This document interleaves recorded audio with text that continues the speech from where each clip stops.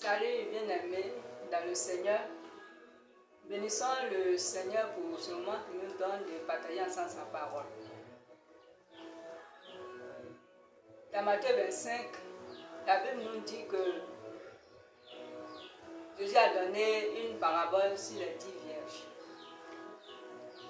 Les 10 vierges étaient composées de deux groupes. Il y a les vierges sages et il y a les vierges folles. Les sages, en attendant l'époux, l'arrivée de l'époux, ont pris le soin de mettre de l'huile dans les lampes. Et les folles n'ont pas pris le soin de mettre de l'huile. Et comme l'époux tardait, elles se sont toutes assoupies. Les 10 vierges représentent l'ensemble de tous les croyants en Christ dans le monde entier. Donc dans cette église, dans le corps de Christ, il y a deux groupes. Il y a ceux qui prennent le soin de se préparer pour le retour de Jésus. Et ceux-là même qui vivent dans la négligence, dans l'insouciance, qui ne s'apprêtent pas pour le retour de Jésus. Ils n'ont pas le temps pour se mettre en règle avec Dieu, pour attendre que Jésus vienne nous chercher un jour. Ils ont mis en oubli le retour de Jésus. Et parmi les folles, aucune d'entre elles n'a pris le soin de se mettre en règle, de ranger sa vie, d'être en communion avec le Saint-Esprit, pour que quand l'époux viendra, l'époux puisse les prendre et partir. Par contre, les sages, elles ont pris le temps. Il s'agit des gens qui, dans le Seigneur, se soucient de leur devenir après la mort. Qu'est-ce qui va se passer, de ce qui seront après. Est-ce qu'ils sont encore dans l'intimité avec Christ? Ils se soucient de leur bien-être spirituel. Dans quel groupe te trouves ce matin? Es-tu parmi les sages ou es-tu parmi les folles? Quand la Bible parle de sagesse, c'est ceux-là même qui craignent Dieu, qui se découvrent des choses de ce monde, qui permet au Seigneur de changer leur système de pensée, leur façon de concevoir les choses de la vie, et qui marchent selon le système du Seigneur, selon le système divin. Nous sommes dans un monde dans lequel nous avons été soumis à un système. Et ce système-là, c'est celui-là même qui est dominé par le diable.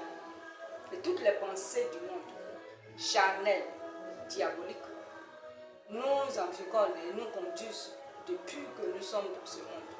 Mais quand Jésus-Christ est venu et qu'il a donné sa vie, il a donné l'opportunité à quiconque qu'il accepte de changer de mentalité, de changer d'intelligence, de changer de système de vie et de pouvoir s'adapter au système du royaume des cieux. Ce matin, je t'interpelle pour savoir, pour que tu saches dans quel groupe tu es. Parce que Jésus-Christ revient bientôt. On ne sait pas à quel moment. On ne sait pas quand, on ne sait pas le jour, on ne connaît pas l'heure. Mais la Bible dit que le temps viendra où Jésus viendra chercher son épouse. Où seras-tu, mon frère? Où seras-tu, ma soeur? Toi qui m'écoutes ce matin, dans quel groupe seras-tu? Seras-tu parmi les sages ou seras-tu parmi les folles? Et la Bible souligne que un temps est venu où toutes se sont assoupies, se sont endormies. Et c'est dans cet assoupissement que le l'époux est arrivé. Et quand on a sonné la trompette pour dire que l'époux est arrivé, allez-y à sa rencontre. Les folles se rendent compte qu'elles n'ont plus d'huile dans les lampes. L'huile, c'est le Saint-Esprit. L'huile, c'est le Saint-Esprit. La lampe, c'est la parole de Dieu. Donc, sans le Saint-Esprit, tu ne peux pas rester éveillé spirituellement. Tu ne peux pas veiller sur ta vie, tu ne peux pas veiller sur ta façon de faire, tu ne peux pas marcher correctement sur le Seigneur, tu ne peux pas vivre dans la sainteté, la pureté d'esprit, tu ne peux pas accomplir la volonté de Dieu. Beaucoup pensent que c'est en marchant, en servant le Seigneur, en faisant l'œuvre du Seigneur, en s'intégrant dans des groupes, dans des églises, qui pourront un jour être agréables à Dieu.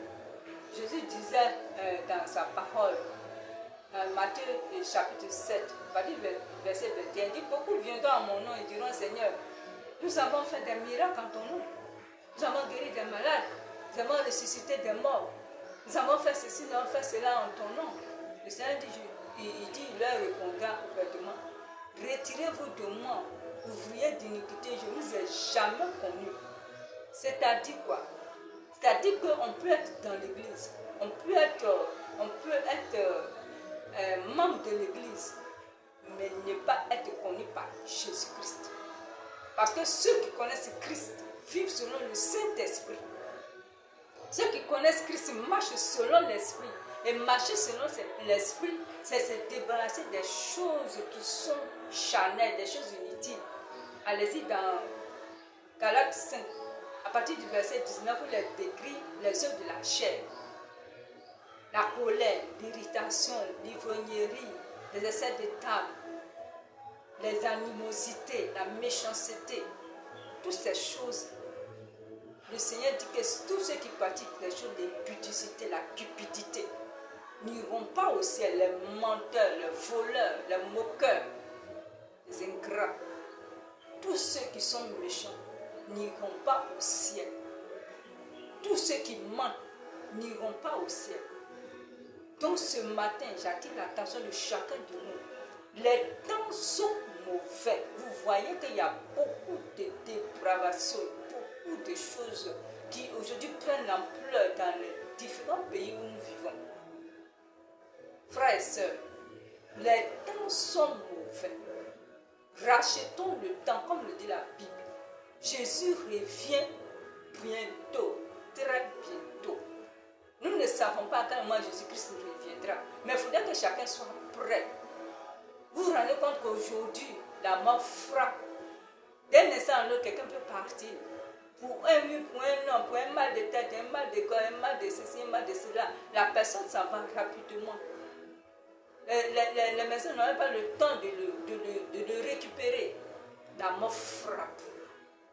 La mort frappe sans avertir. Jésus peut venir, la mort peut venir. Mais il faut être prêt. Il faut être prêt pour partir. Pour être prêt, il faut être en communion avec le Saint-Esprit. Il faut être éveillé. Il faut dire non, moi on m'a baptisé, moi je parle en langue. Mais tu parles en langue, tu vis comment? Si tu as encore en toi les pensées iniques, les pensées mauvaises, méchantes, tu ne supportes pas ton frère, tu ne supportes pas ta soeur, tu ne supportes pas ton père, ta mère. Si tu ne veux pas voir ton voisin, tu vis comment? Tu n'es pas en communion avec Christ. Celui qui est en Christ est amour. Celui qui est en Christ est paix. Celui qui est en Christ vit dans la joie, vit dans la paix, ses frères et sœurs. Celui qui est en Christ aime son prochain. Il pardonne. Celui qui est en Christ ne garde pas des choses inutiles dans son cœur. Je voulais interpeller chacun de nous ce matin pour qu'on sache que Jésus revient. Il y a deux groupes. Le groupe des sages, ceux qui sont en Christ et qui ont en eux le Saint-Esprit qui les guide, qui les dirige, et le groupe des folles, ceux qui ont abandonné le Saint-Esprit, qui ont refusé le Saint-Esprit, qui ont empêché le Saint-Esprit de demeurer en eux et qui veulent vivre sur la chair. Quand Jésus reviendra, ce groupe-là, de folles, vierges-là, n'iront pas au ciel. Le désir du Seigneur est que chacun de nous puisse un jour arriver dans son ciel de gloire et pour être avec lui pour l'éternité. Que le Seigneur donc vous bénisse, que le Seigneur vous fortifie, qu'il éveille la conscience de chacun et que chacun se mette en règle avec lui. Nous bénissons le Seigneur au nom de Jésus. Amen.